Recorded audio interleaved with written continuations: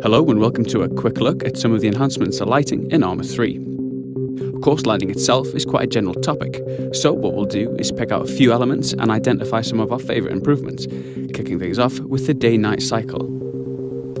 Now, this alone isn't a new feature for the Arma series, but it is worth mentioning that the progression of time can completely change the complexion of a scenario, and definitely, it's a big part of the sandbox potential of our games. Something that is new, however, is the enhanced richness of the nighttime scenes. The improvement to the way the engine handles HDR has enabled us to overhaul the feeling of darkness in Arma 3. Vehicles particularly take on a whole new complexion, and the detailed ground surfaces really come into their own, cast in this kind of light. Now, these chem lights are one of my favourite new features.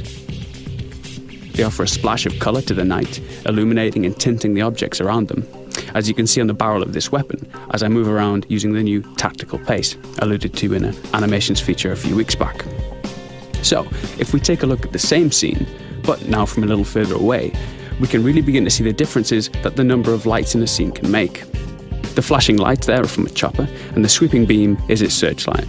Moving further out still, we're able to keep the whole structure of the airbase in the scene, which you might imagine is great for navigation or indeed acquiring targets. In our Stratus showcase, we saw a glimpse of the new muzzle flashes. Now let's take a look again, this time using something with a little more punch.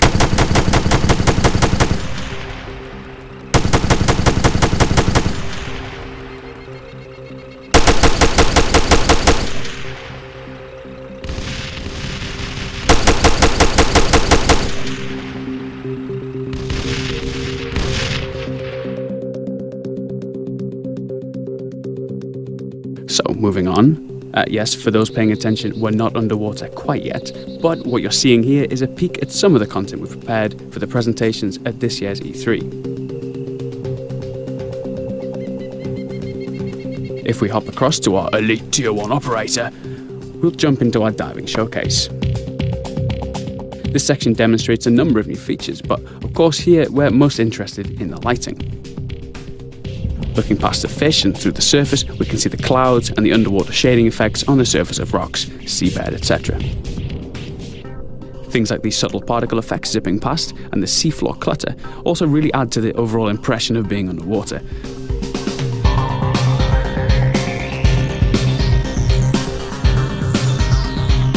Okay, skipping ahead a little, we can spot some of the underwater mines. A wreck, a obligatory tuna fish, an STV just to the left behind that rock, and of course some Op4 divers.